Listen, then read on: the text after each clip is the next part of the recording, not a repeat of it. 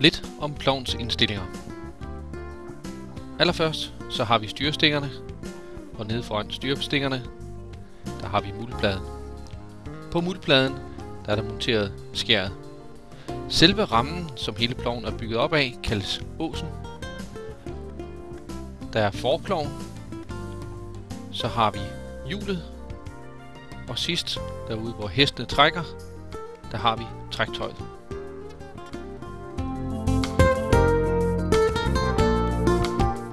Bagtil har vi hælen, så har vi selve landsiden, og til sidst solen.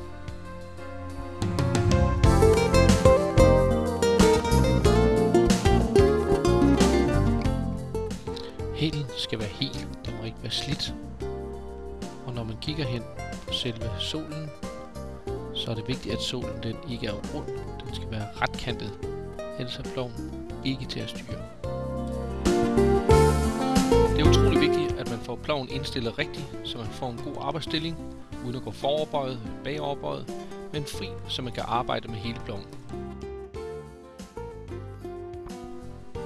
Fortil har vi træktøjet. Sidder træktøjet lavt, løftes ploven op af hestene, og ploven vil søge opad.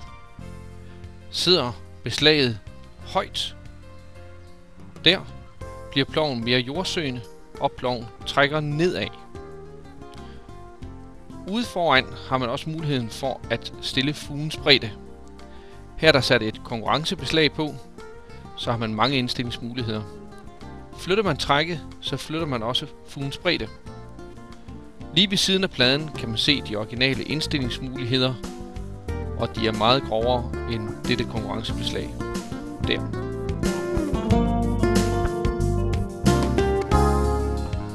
Fortil har man mulighed for at sætte en kæde, således at hestenes bevægelser ikke umiddelbart overføres til ploven.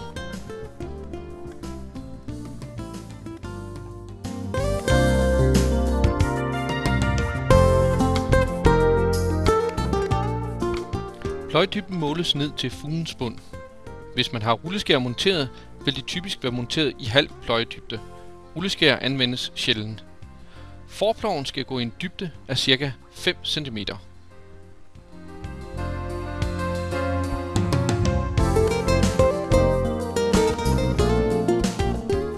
Forploven forskydes med ca. 1-2 cm ud mod landsiden.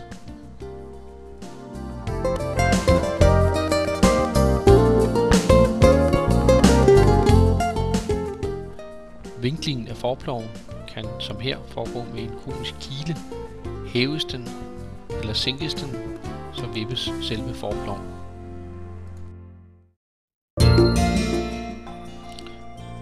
Ved enhver form for kørsel med heste er forspændingen af altafgørende betydning for hestens velfærd. Specielt ved pløjning, hvor der er et meget tungt træk, er det af yderst vigtighed, at specielt trækket fokuseres derpå. Når man ser på trækket, skal det gå en lige linje frem fra bringen hele vejen ned igennem til ploven. Der må ikke være skæve træk, der giver trykninger på hesten. Man skal simpelthen kigge på den totale lige linje hele vejen ned til ploven. Ingen knæk nogen steder.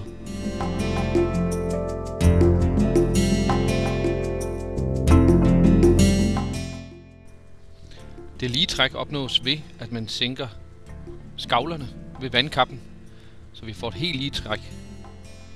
Man skal sænke det her. Man må ikke på nogen måde ændre i bringstykket, men sænk det her ved vandkappen.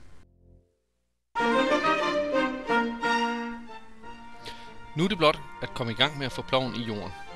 Til at begynde med, lad være med at tænke på fugernes udseende og retning. Få en fornemmelse for plovens indstillingsmuligheder. Han hjælper til at holde hestene, mens du indstiller ploven. Slip aldrig tømmen.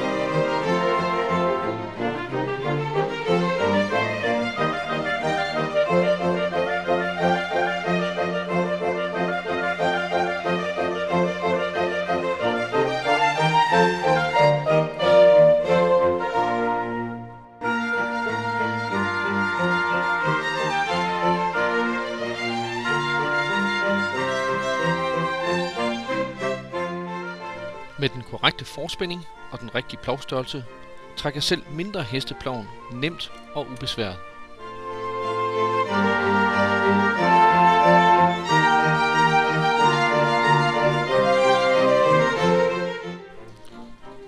Læg mærke til, hvorledes liner og ploven håndteres for endestykket.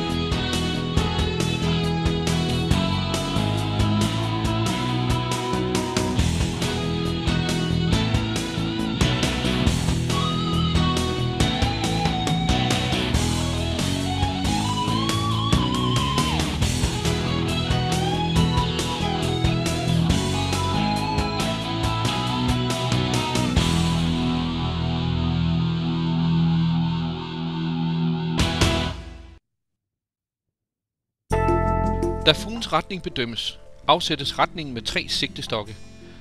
De 3 sigtestokke står klar for enden af stykket.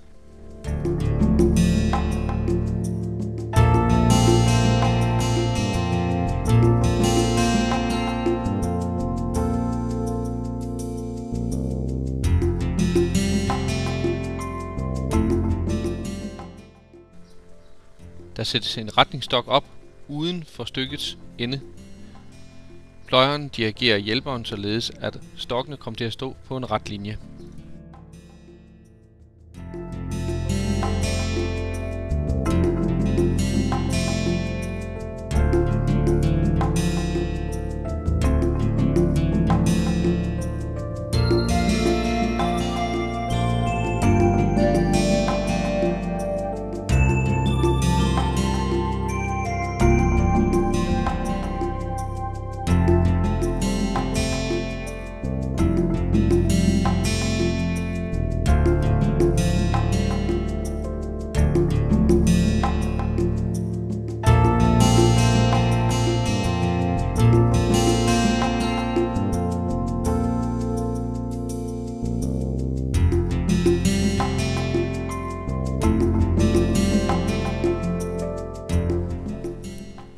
Den forreste sigtestok tages op og sættes cirka 2/3 op af stykket.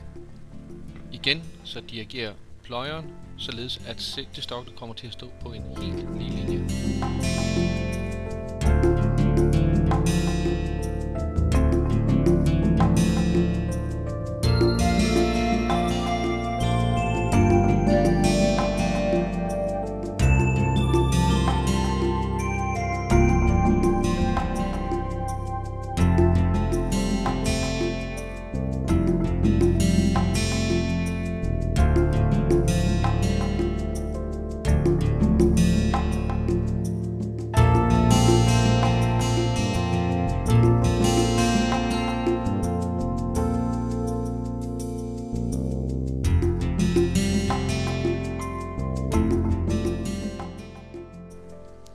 Ved den første fuge skråstiller man ploven lidt til venstre.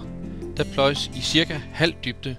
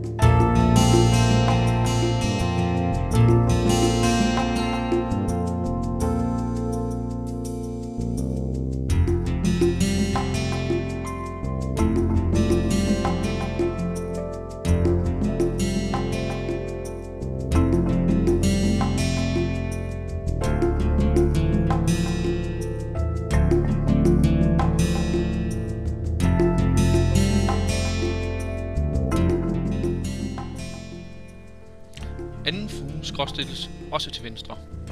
Pløjdybden er en lille smule dybere, ellers kommer ploven til at løbe sidelæns over i den anden fugl.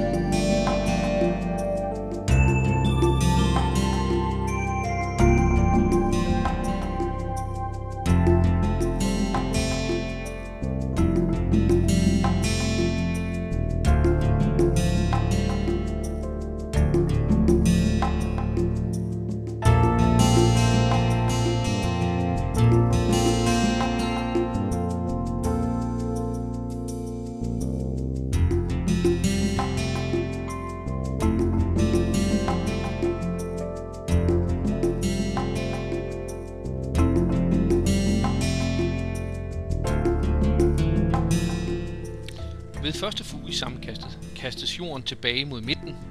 Lav ikke fugen for dyb, da ryggen af hele åbningen ellers vil blive for høj.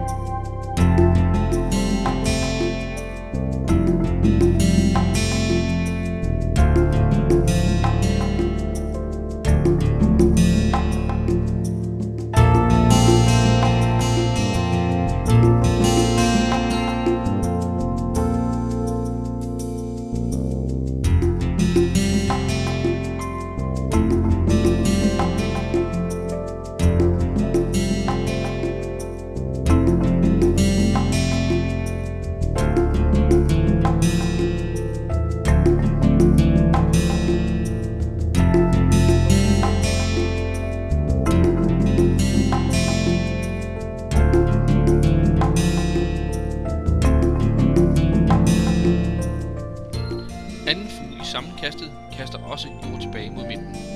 Det tilstræbes, at de to sammenkastede fuger er cirka lige høje. Højden på de sammenkastede fuger kan reguleres ved at lave fugen smallere eller knap så dyb.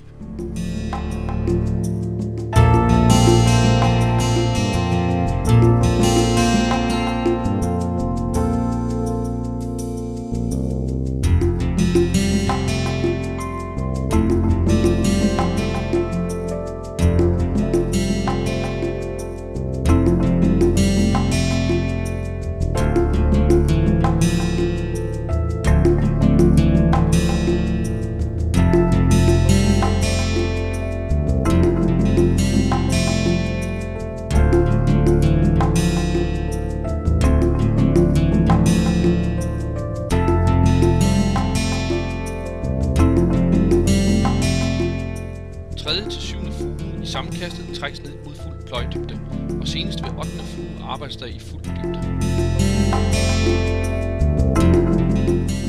Nu bedømmes ryggens højde, retning og udseende.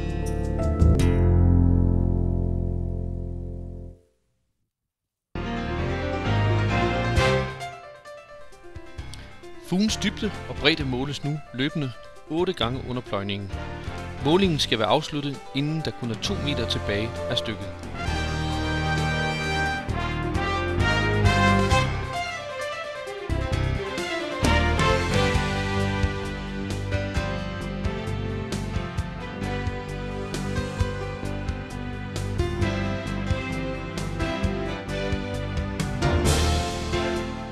Når der er cirka 1,5 til 2 meter tilbage af stykket, hæves fugerne gradvis, indtil pløjdybden er ca. 13 til 14 cm. Når der mangler ca. 1 meter, er der ca. 4 fuger tilbage.